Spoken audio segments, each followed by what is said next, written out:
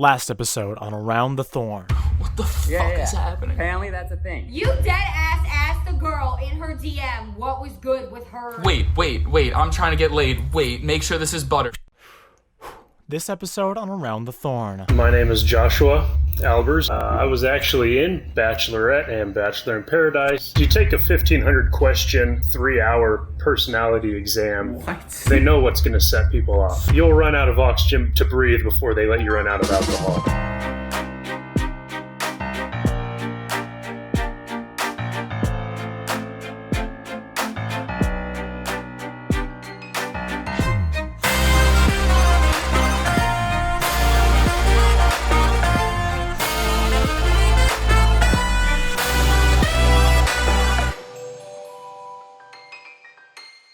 Hi everyone, I'm Caroline and welcome back to Around the Thorn.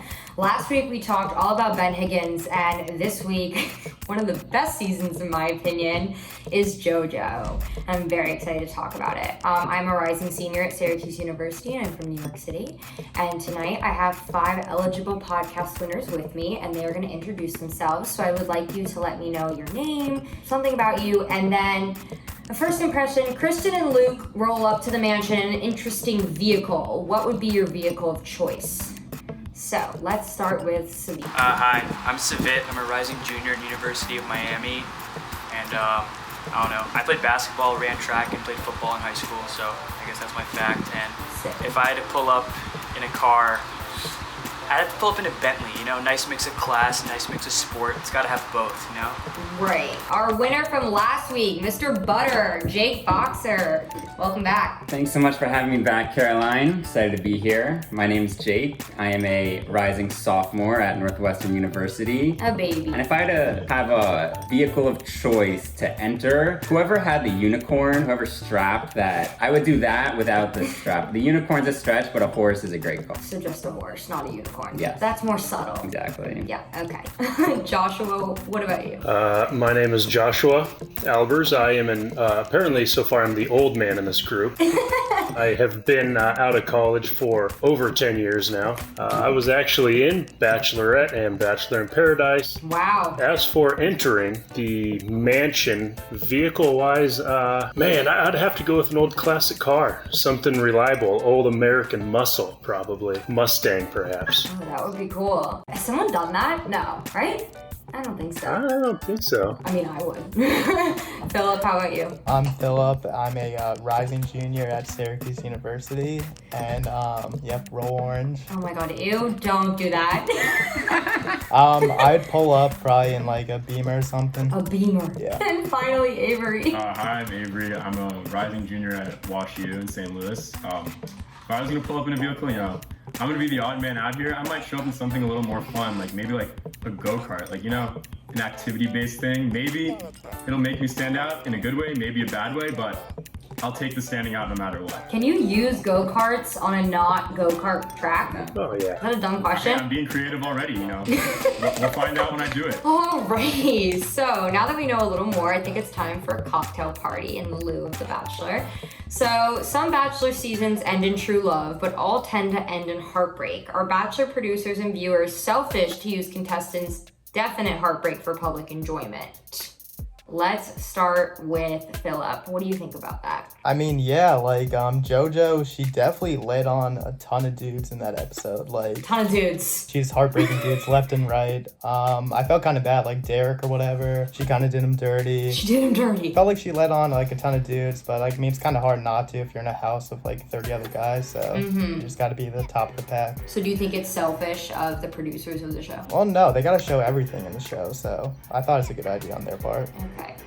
What about you, Savit? Well, I mean, I think that, like, the heartbreak and, like, all the playing, all this stuff, that just adds to the show. Like, not gonna lie, but there's just so much drama, like, so much going on, I just, like, couldn't look away. Entertainment value. It has to be. I don't think it's all real either. Like, it's gotta be, like, planned out in some regard, but, like, it's just, I couldn't Really? watch without that, if I'm being honest. I think so. I mean, like, some of it's just too much. Like, it just doesn't seem real. It's America's most loved television show. Okay, what do you think, Jake? So I actually looked it up the other day, and I think it's like 11% of Bachelor proposals at the end of seasons actually work out or are still working out. 11%? That's appalling. Yeah. So I think like the producers that have been doing this for a while, so they definitely know that they're all not going to work out, and ingrained in like the drama and nature of the show, or people like Chad, who kind of reminds me of Avery. You know what? I knew this was coming. I knew someone was gonna say that's who I am. You're already shooting shots. Let's calm down. All right. Let Jake finish. I just think that's part of the nature of the show, and in other words, they're 100% capitalizing on heartbreak for entertainment. Not that it's a bad thing. People love it. I see your point. And Avery, how are you gonna rebuttal your friend up there? Yeah, you know what? I'm gonna be the optimist here and say, love is everything. You gotta put it out there, and what people choose to watch and see is their prerogative. And I'll believe in love right now. Gotta go for that. As for Boxer's comment about me being Chad, I take a little offense, but everyone's entitled to say what they want, and I'm gonna be respectful and not retort. So I'm gonna take the high road here. And finally, Joshua, what do you think as an ex-contestant? Do you feel that the producers were just banking on your heartbreak? Man, I feel like I have so much knowledge to enlighten you guys with here. I'm sure. It's really kind of hard for me to answer these questions without a bias, but the producers, that's their job. They're doing what they're paid to do. They have it down to a science to get reactions out of people. You just got to keep in mind that the tears that you see over heartbreak aren't necessarily tears for the heartbreak as it shows on television. The producers do take advantage. They will, they say things they know will trigger tears. Oh my goodness. Wow. They have nothing to do with being sent home or being rejected. So that's a real marketing tactic right there. Yeah, you take a 1,500 question, 3-hour personality exam. What? They know what's going to set people off. They know what your trigger points are. So it's pretty crazy. Going off of that, a lot of pressure is put on each contestant's first kiss, especially with The Bachelorette. So with that being said, I want to hear your first kiss story. So Joshua, you want to start for us?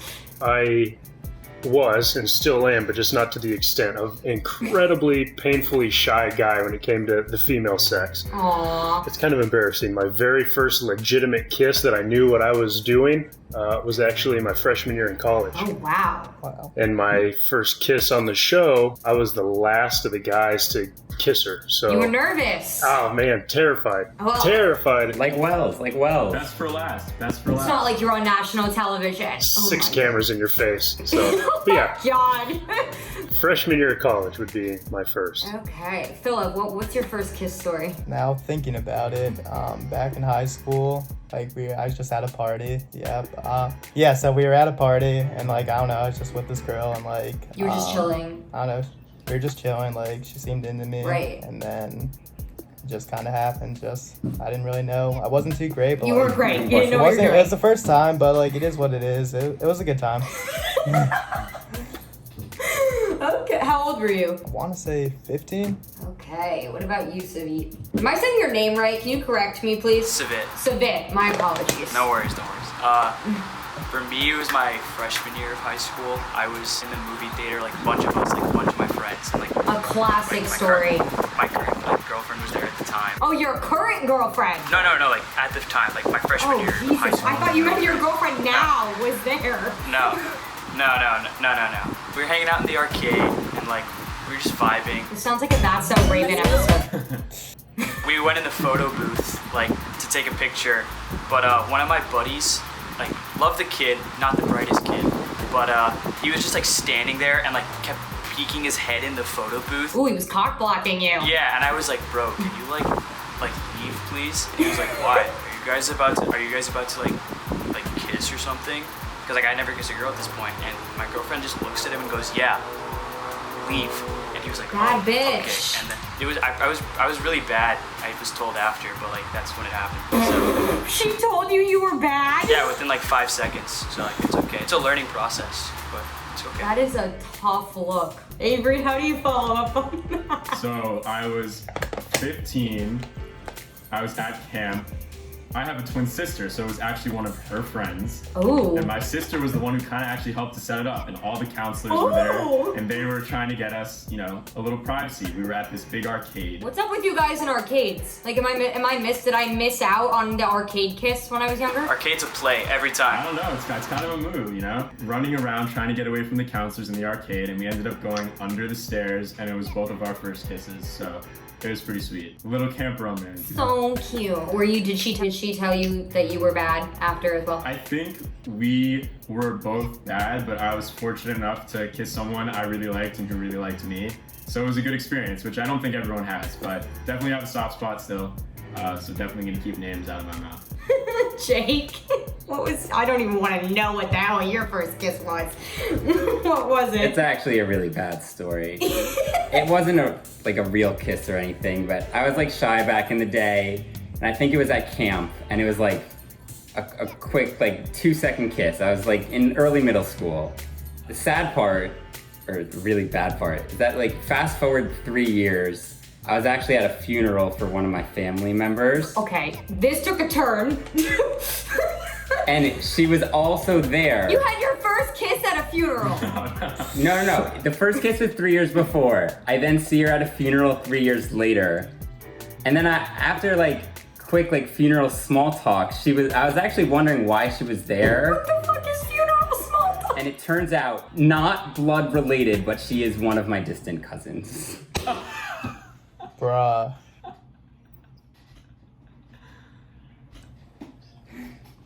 Shut the fuck. Arkansas. I need to take a sip of wine for that one. No, there's no way, Jake. There's simply no way. I don't want to talk about it anymore. How old were you when this occurred? Young, 5th, 6th grade, I think. Oh, wow. On that note, God, we are going to have our first rose ceremony, which, honestly, I don't know how I'm going to send any of you home, but it is my hardest decision. I have 3 roses, and there are 5 of you. So, I'm going to have to send 2 of you home tonight. So, the first rose goes to...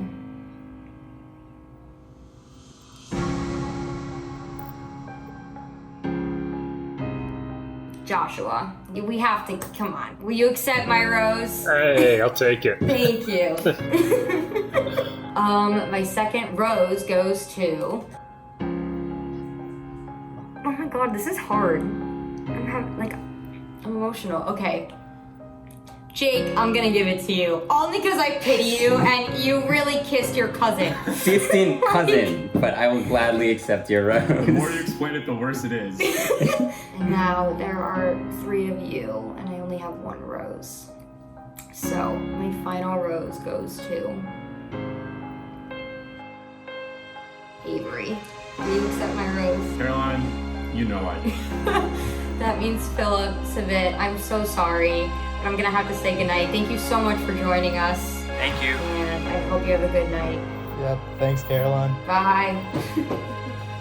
Alright, well, I just got word that I did not receive a rose from Caroline, so that was a little tough. I mean, I'm a little disappointed. I feel like I didn't really get a chance to really talk too much, but it is what it is. If that's what she wanted, then it's alright. I had a great time on the show. It was a ton of fun, and I'm wishing everyone the best of luck. Got eliminated in the first round. It's okay, I'll take it. I mean, I get it. I'm intimidating. Everyone was kind of worried, I'm a bit exotic, a bit out there.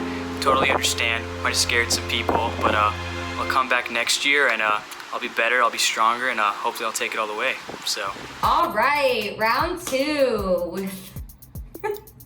I can't even look at Jake, I'm gonna be honest. This show has brought out the worst stories in me. Okay, so round 2, a group date. The first question is, the fantasy suite is always a hot bachelor topic. What is the longest you could date someone without having sex with them?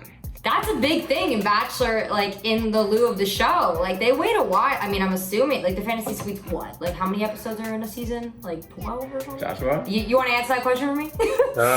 Well, I don't know episodes. I know it's about 9 weeks of filming, and there's probably... So it's a long time. Yeah, 9 weeks of filming, but there's 4 weeks worth of shows per week. So every Monday you watch it was actually about 4 days worth of filming. Oh, wow, okay. All right, so We can start with you then. What is the longest you could date someone without having sex with them? We're getting deep into your business here. The longest I could go before sex. I'm kind of old-fashioned. I mean, I'm the old man out of this group. I got to go a few weeks before, Good conversations. Yeah, man, I can't just be like, hey, what's your name? I want in your pants. A respectable man. At least 3 or 4 dinners, 2 good movies, and a couple of drunk evenings. That's a great answer. You gotta throw in the drunk evenings with that, though. Naturally. Is your first sex ever sober? Fuck no. Absolutely not. Jake, what about you? I'm so scared. What's the longest you could go without having sex? I actually think it's interesting that Joshua answered in terms of dates. My first thought was 4 to 6 weeks. In terms of dates, I would say 7 or 8 maximum. I'm talking I really like this girl, then I think that length is good. I feel like for some reason, if you really like her, you'll wait longer, and if you don't like her that much and you're for sex, you don't care. Definitely agree. That's what I would do. Avery, what do you think in terms of time, dates? Time, dates, they're definitely a factor, but it also is where you guys are and what you've talked about and where you establish yourself. With my first girlfriend ever, we waited a little bit, and I think we just waited so we were sure that we were exclusive when we really were together. But I'm gonna use the line that my mom always told me growing up. Treat a guy how you want to treat a girl or a guy, it goes both ways. Love wins. Treat a girl how you'd want a guy to realistically treat your sister. As a brother who's very protective, I would definitely appreciate a guy waiting. So I think a girl would probably appreciate if I waited until they were ready and until we had, enough time to get to know each other. Because he's saying all the right things, ladies. All the respectable right things. Such a Chad answer. Strong answer. We're gonna play a little game called Take It or Leave It. So I'm gonna tell you my opinion. You can either take that opinion and run with it, or you can leave that opinion. You can tell me why you don't agree with me. Jordan charms Jojo on night 1, winning the first impression rose. Daniel, on the other hand, pokes belly button, strips naked, and dives in the pool like a class act. Here's my opinion, ladies. Take it or leave it. Is it possible to overcome a bad first impression? So my opinion is yes. Oh, yeah. Maybe some girls like getting their belly buttons poked. I don't know. Maybe that's something they're into. I don't know. Jake, what do you, is it possible? I mean, you've had a lot of interesting first impressions, so I'm sure ladies have had to ditch those. Yeah, I think that's why I've never had a really serious girlfriend. But I do. It's got dark really fast. But I do think it's possible, although it depends. I think, as Joshua said, it's 9 weeks of filming in The Bachelor. I think that's definitely enough time to overcome a first impression, but there's definitely an amount of time needed. If you see someone twice, that first impression's not being overcome. You don't think? What if they wow you the second time? For example, when I forgot how to buy butter, my friend's parent, has thought of me as the dumbest person since. And there's no overcoming it because that was the first impression. You did buy I Can't Believe It's Not Butter when you were asked to buy butter. Okay, that's all. Watch last week's episode if you want to watch Jake make a fool out of himself. Joshua, is it possible to overcome a first impression? Absolutely. People understand other people, and you know that you're nervous. First time you meet somebody, you have... Especially on TV. Yeah, you're terrified. Honest to God, I forgot my name when I got out of the limo. Oh my goodness. I completely forgot to introduce myself to both girls, and they had to actually ask me what my name was. It's very possible to overcome a bad first impression. You just have to understand that people are nervous. And do you think in Bachelor world you have to be open-minded to get over that the bad first impression? Oh yeah, especially being the Bachelor or the Bachelorette. They've been there. They've been in the shoes of the person who's most likely made an ass out of themselves. Right. To know that you coming out tripping on your own feet because you've never had 4 cameras on you, you've never had a microphone boom in your face. It's an entirely different world. So they definitely understand it. Got it. And Avery, do you think it's possible? Are you taking my opinion? I'm gonna take most of it and leave a little bit. Oh, are you? I am. Kind of rude not to agree with me, but it's fine. I think anybody can overcome a bad first impression, except if that first impression really crosses a moral line that other person has. I think there are some things that are not recoverable from if you really breach someone's, comfortability with you or you cross certain lines. But I think for the most part, I do believe in second chances. So if I have to take it or I have to leave it, I'm definitely going to take it and be hopeful that you can overcome first impression, because a first impression is one time and you have so many impressions after, and you get to know someone after the first one. The first one is just an introduction. Team, I'm processing. In my opinion, I've gotten a hell of a lot of bad first impressions. And I think the important thing to do is to give people second chances, because you never know, like Joshua said, you never know what someone's thinking that day, what someone's doing. Although I will say, stripping naked and poking belly buttons, if someone naked poked my belly button, I'd probably be like, what the actual fuck? And I'd probably push them in the pool. But, you know, maybe they were hammered, maybe they were freaked, maybe they didn't take their meds that day. I don't know what's going on, but I think it's important to give second chances. So with all that being said, I do have to have a rose ceremony, which is about not giving second chances. So, oh my God, I'm scared. So I only have 2 roses and there are 3 of you. And now that I'm doing this, I feel like, God, these women and these men must feel so conflicted. But my first rose goes to Avery, because I respected your moral compass and I respected your honesty. So will you accept my rose? I accept your rose. I'm shocked, but I accept. You're shocked. Why are you shocked? I didn't think I was gonna make it. You know, there's some stiff competition out here. I'm with 2 real menches, so good guys. Confidence is key. And then, oh God, my second rose and final rose goes to Joshua. You accept my rose? Yes, ma'am. Jake, I have loved everything you have given me on these past 2 episodes. I will miss you dearly, but I'm gonna have to say goodbye. It's been a pleasure. Good luck, guys. Have a great night.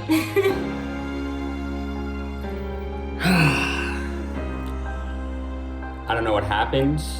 I've enjoyed every minute on this show.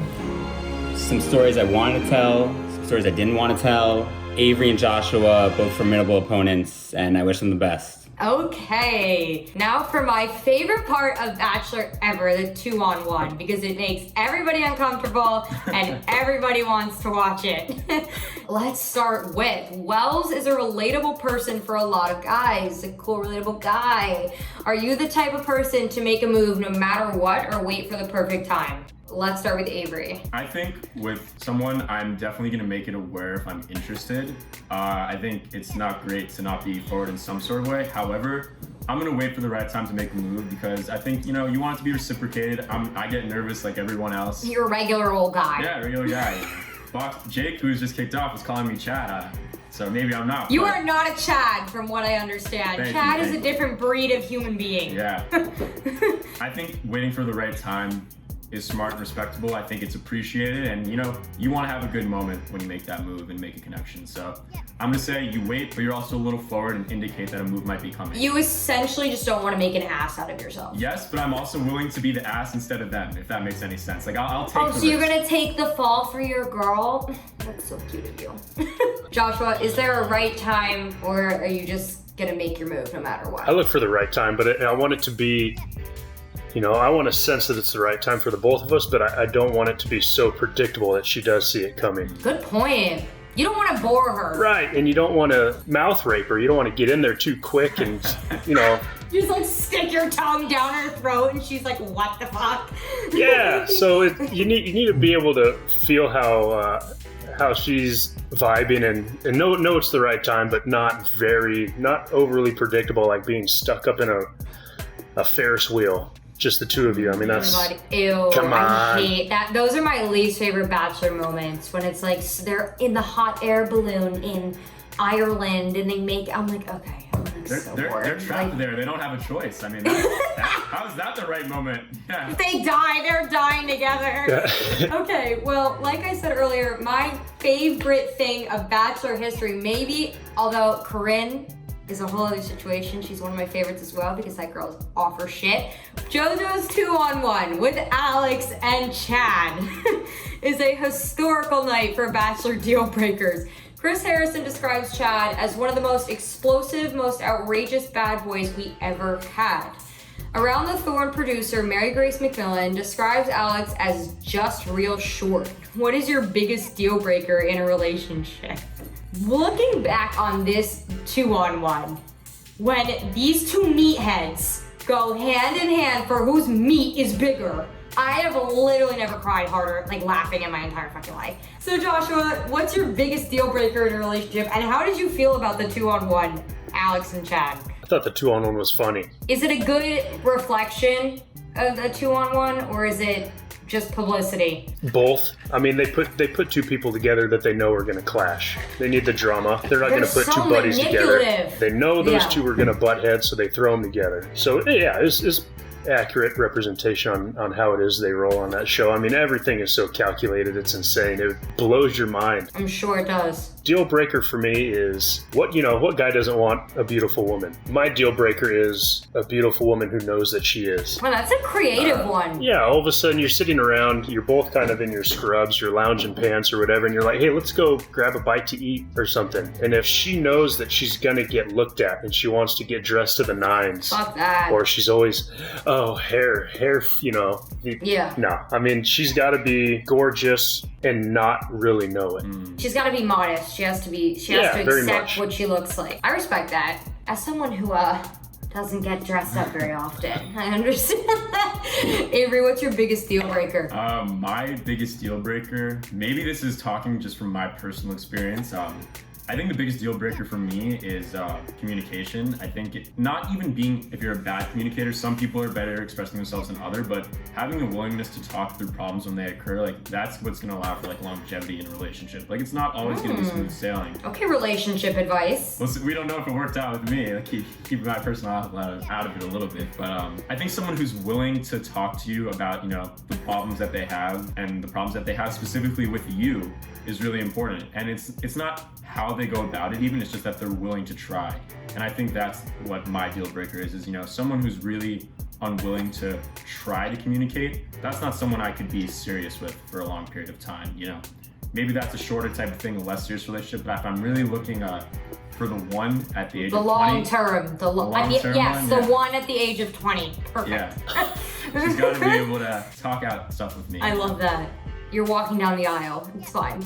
Like you're 20. What did you think about Chad and Alex's 2-on-1? I think Chad is a problem, and I think Alex and Chad highlights the Chad problem, but was good for Alex in a way because, you really get the real clashing of the titans, so to say. And I think that they both kind of set their own graves there. Really? I think it didn't look good on either of them. It didn't only look bad on Chad, it also looked bad on Alex. I agree. And if we, our 2-on-1 right now, I think Joshua and I, are doing a much better job with you than they did. So I'll take the two of us. Maybe we're not the same meatheads as they are, but, we get along. You're so keeping it we're civil. I think my biggest deal breaker, because I want to answer this question. I think my biggest deal breaker is when a guy says one thing to you and acts another to everybody else. We're dating, we're together, we're exclusive, everybody knows that, but you're talking to me and then we go out in public and you're treating me like shit in front of your friends, you're being a dick, you're not being responsive, like, bye, deal breaker, pissed off, peace out, leave, dab out. I hated that. I wish I hadn't done that.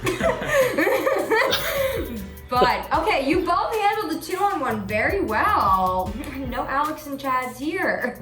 No. I didn't have my protein. Fuck, you didn't get leg day and, my final rose ceremony. Guys, this is hard. And I think if I were genuinely in this position, I would, we shit on the girls and the guys for having to make these decisions, but, doing this show for the past couple weeks it's just hard every single time. Like, it really is. So, my first and final rose. Oh my god, stop, I'm really scared.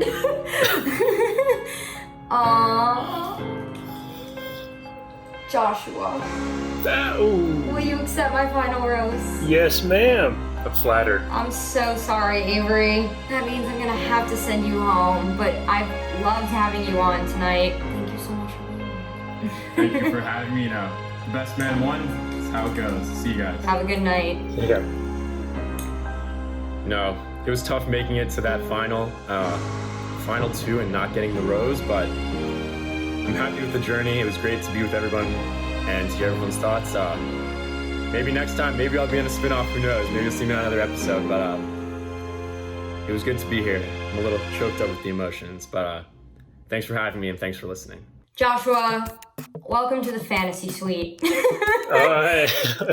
So just basically, I just want to hear 1 minute spitfire of your thoughts on JoJo's season in comparison to your experience with The Bachelor and Bachelorette. That starts right now. I might be a little bit biased, but I think Kaitlyn got the best group of guys to date. We had a lot of good guys. Did she deserve it? I don't know about that, but no, their guys were so much different. They had a lot of two-faced guys. It seems like on their season more than on JoJo's season than it did on ours. Mm-hmm. Kaitlyn only had a couple of guys that were pretty dicky. The rest of the guys got along great. Just a lot of good camaraderie, and everybody was so friendly. And that's the tough part about the show is that if everybody gets along too well, they have to fabricate drama. They have to create something, yeah. Right. Do you think in your season, do you think that, how do you feel about your season looking back on it now that they did her episode, was it 2 weeks ago, I believe? Yeah, 2 weeks ago. How do you feel thinking back on it? A little behind the scenes. Yeah, they did most of us very well. They did screw over JJ and Clint by making them look like they were coupling up. Yeah. You know, Yeah. I didn't mind it because I didn't like either of the guys, so I was okay with it. And it was funny that you brought up how you don't like how one guy says something to your face and they're completely different behind your back. And that's exactly why I had gotten Clint sent home. Oof. Tea. A lot of people are like, "Guy, you're such a rat. You're a horrible person. Why, stay out of her business?" But what viewers didn't see is how Clint was treating one of the female producers behind the cameras. So there was about 9 of us guys. Oh, we don't like that, Clint. We don't like that, Clint. No. Some of us guys were in the room. We were talking, having our bro time, as they call it. And I looked beyond the cameras. I saw Clint was kind of aggressively grabbing a female producer's arm. And she looked directly at me. Her eyes were like this big. I left the room where we were shooting. And I grabbed her and I asked what was going on. And she said that he was drunk. We were still in the mansion. So they pretty much force feed booze down your throat. Oh, they do? I didn't know that. Yeah. I thought they capped you. Oh, no. No. Okay. I didn't know that. You'll run out of oxygen to breathe before they let you run out of alcohol. Oh, I love that for you guys. She said that he was grabbing her, trying to convince her to give him more one-on-one time with Kaitlyn. So oh my God. When I had my time with Kaitlyn, I sat her down and I was like, "Look, I understand that you think you have this idea of some of these guys, but let me share with you about Clint." And I told her, how he was treating one of the female producers, and that's when she stormed off. And good for you. Telling it how it is, though. And you're right, it touches on exactly what my deal breaker was. It's like no one likes a liar. No one likes a two-faced person. No, I mean, and I think it's only fair that, and a lot of people kept telling me, mind your own business. You're not here to find a husband just for her. Let her figure it out for herself. But it's hard for somebody in her position or even the Bachelor's position to know how the others all act in a mansion amongst the others. Yeah. And Clint and JJ were assholes, to the guys. And so their bromance was too strong for everybody else. Yeah, and it's not right to let her go on thinking that they're good people when you actually see their true colors. That's why I did that. But so I can't speak for all the guys in JoJo's season because I only saw them as the camera saw them. Yeah. But I think we had the best guys. I mean, I still keep in touch with a few of them. And oh, wow, really? Great. Sean came to my wedding. Oh, wow. I chat with Ben. I talk with Tanner and a few of the other guys. So it does create some sort of bond between you guys. Yeah, you're experiencing something with these people that most of the country never ever will. So you have that bond that you can't share with anybody else. I got my very best friends in the world that I don't have a bond with them like I do these guys that I knew for, 4 weeks. And just my final question. In comparison to Chris Harrison, how am I doing? And do you have any notes for me? Well, I mean, I feel like you're being a little bit... You have one naked shoulder. No, you're doing good. You need to find your catchphrase. I need a catchphrase, okay. Sort of like your little Kaitlyn. This is your final rose. Got it. when you're ready. Just mechanics. I'll take that into consideration. You gotta have the one same move and the same words for every single one of these things. So like maybe before you hand out your rose, be like, bitches. Bitches. I got 3 of these sons of bitches roses. Okay, I'll be like, well, ladies, the time has come for you bitches to get off my podcast. I like it. There it is. Okay, I'll try it out. Exit this shit. I would love to invite you back next week if you would like to come, and will you accept my final rose, bitch? Hell yeah. Great. Thank you so much. Thank you. Thank you so much for being on tonight, and I hope you have a great night. You as well. Thank you. Well, ladies, you heard it. I have no roses left, bitches. Peace out.